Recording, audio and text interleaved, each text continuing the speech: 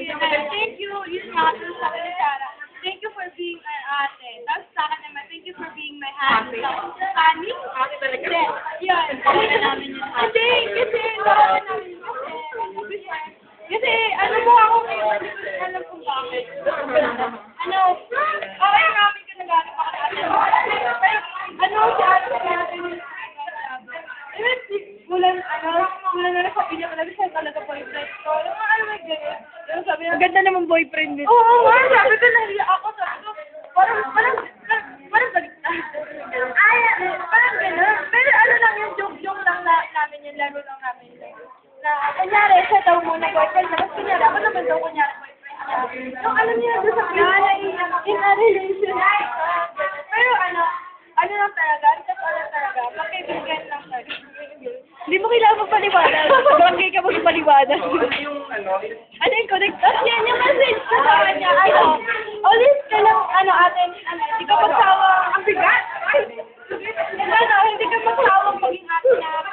Tapos, kahit ikaw yung ate namin, andun pa rin yung lambing. Tapos, yung pagiging kasipata mo, andun pa rin. Kasi malinis namin yun eh.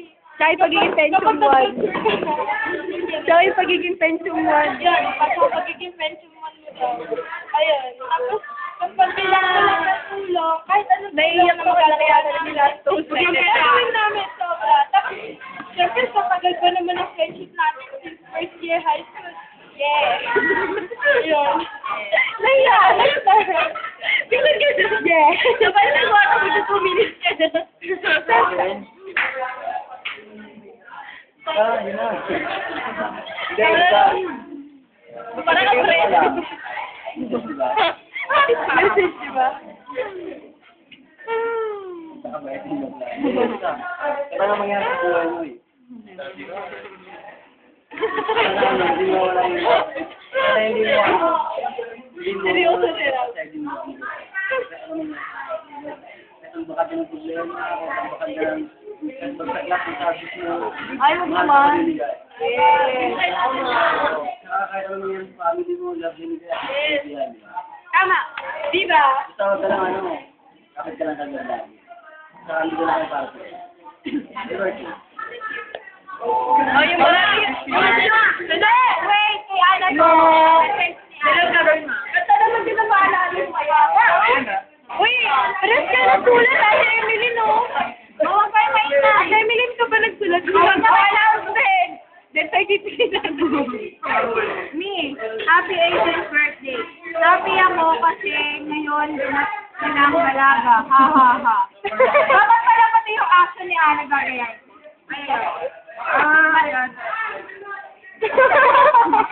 Ngayon, simula na ng mas maraming challenges dito sa life mo, lalo na ngayon ang Christian ka na by heart.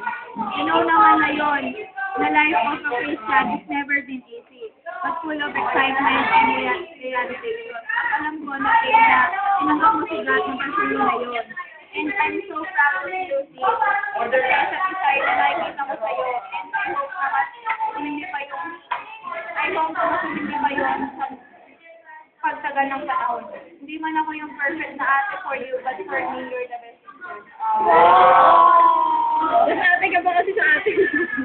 Naibinigay ni God. Siguro akala mo ako lang yung role model mo, but actually, ako din role model kita. Pagulong-gulong na lang kayo.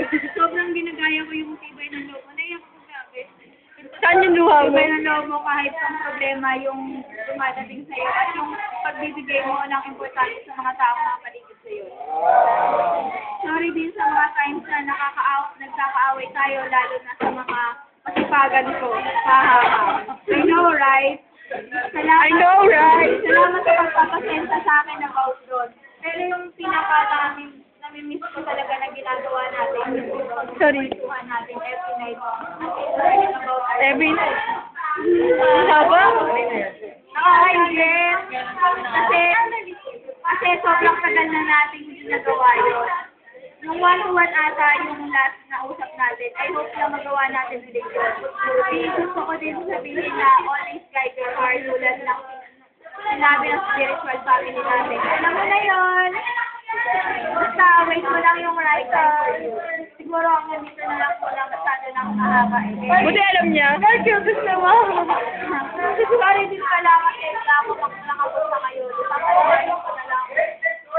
Papaliwanag na lang ni Roan. Ako pa ang nagamit. Kaya siya ang pinabasa ko nito. Ha ha ha. Happy birthday. Grabe. Kaya hindi siya makakapunta kasi kita niya yung site namin, yung building namin. And actually, sabi ko sa kanya, wag na muna. Hintay na lang matapos ito kasi ayaw kumain. Message ko naman. Hindi mo sa kanya yung letter. Index card? Yun, Ayun ang pipig na pig mo sa akin. Ngayon, nagkabalita yung gumasto. alam mo nung una kita nakilala, yung sa Cinemasix ka lang. Sabi ko kay Ana, grabe, ano ba yung kapatid mo? Ang tara, hindi ko makakasundo yan. Nasaan pa ako? Tapos nung nakilala ko siya, tapos naging close ko din yung classmate niya. Naging close siya. Sobrang sobrang natas ako kasi siya ang bait niya. Kaya lang, yung message ko, sana, ayun, guide your heart. Alam mo kung ano yung gusto sabihin.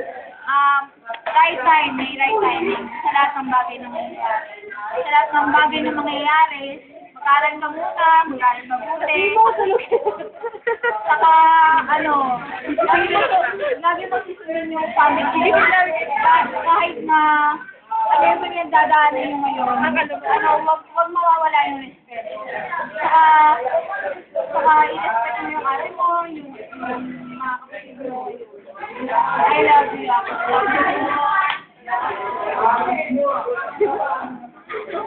Wala ka sa cellphone mo. Gusto na. Ay na. Magrarap na yan. Hindi. Sabi ko lang, anong sabihin mo? Sexy pa rin ako sa'yo. Maloris ka. Ikaw na yung maganda. Ako pa rin sexy. So, hindi na ako mag-serious. No, sabi ko lang, stay as you are, don't be changed, everywhere.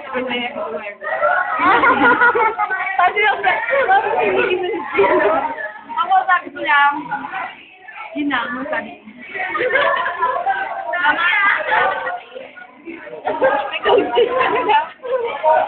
Wait na, dito ako kayo.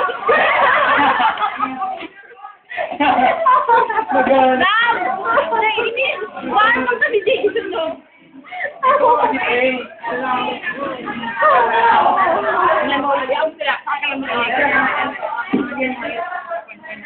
Alam mo lang naka-video eh. Mahiya ka. Dadagin me 2 minutes. Hindi naman ang message. Ay, mga tawa nyo!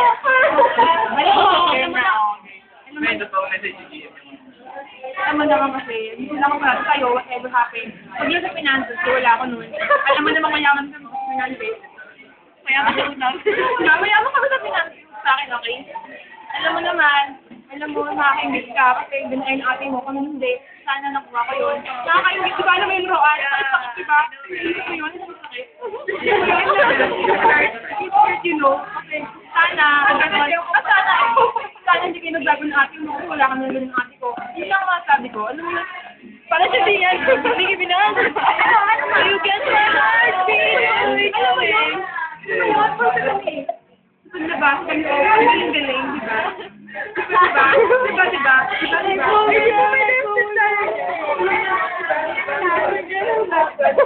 Diba?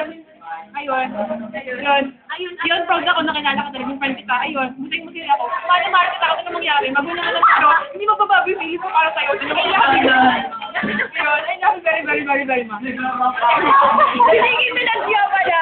Can you feel my heartbeat? I'm done. I hope you appreciate it. Gusto mo na mag-Jason magsalita?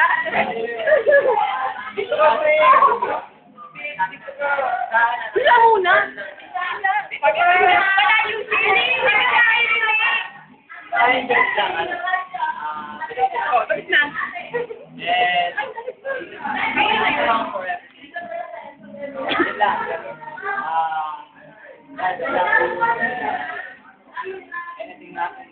akin.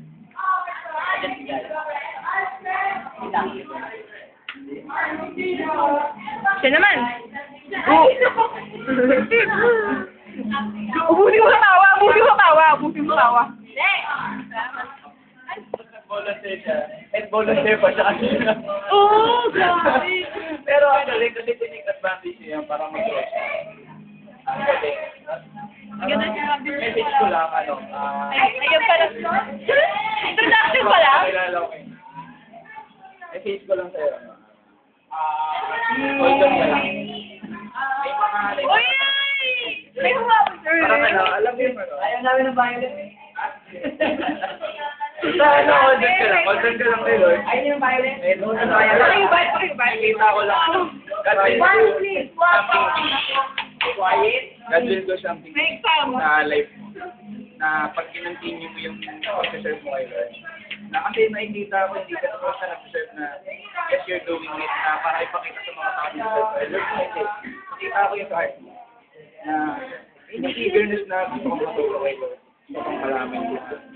Galing, nakita ko yung sa heart mo. Basta yun. Basta yun na pagpatuloy mo yun and then someday, kulangin yung isang araw So yun, happy birthday. I love you. Yung isa, tawagin ng mata. Uy, nakabidyo ka pare. Tapos na kami lahat. Pupo kami sa iyo at nakahapon na. Nakatayo pa nga kami sa kanila mesa. Hindi ko nakipagod yung mata. Inaiyak ako ah. Parang pwede. Ano po gagawin? Essay. Sino? Kay natin eh. Ako start lang mo eh. Joby ko. Antena ko na. Pag-like ng mga tayo. Hindi ko pa na-train. Emily. Hindi ko pa sure. Emily. Em. You're hired. Ano? Ano nga? Ayaw yung ito. Alam mo yun.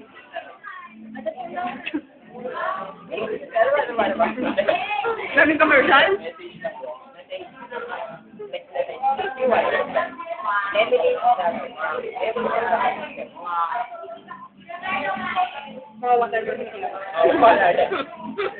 Paulahan mo kakilala niya. Pero, yung ano, wonderful made by God. Alam mo yun na, yun yung strength niya. Yung kahit na binibiro mo siya, siya pa yung mga ano sa'yo eh, siya pa yung tatabla sa'yo eh. Ay, chupon nga. Hindi ko Tatabla matawa sa'yo eh, tatabla ko sa'yo ang bulog. Ano nga yan. Pero I know, na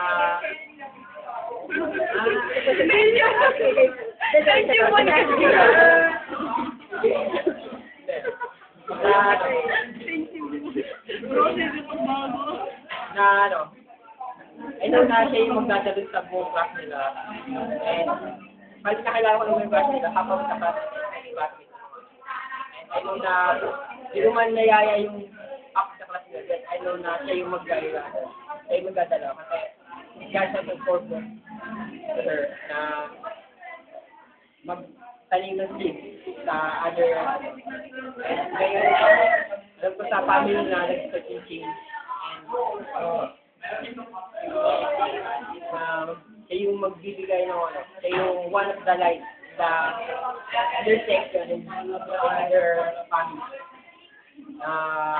Kahit na anong gulo pa mangyari, I know na siya yung mag-settle down. Alam mo yun na parang hindi rin nakikitaan sa gulo. Kasi sobrang strong ng personality niya. Walang makatinag. Kahit na sa friend ni MJ, hindi kaya ni MJ. Hindi niya lang talaga nagigits yung gano'n. Mabagal. Hindi, mabagal. Happy nasabi ko. Happy birthday. Ang galing naman.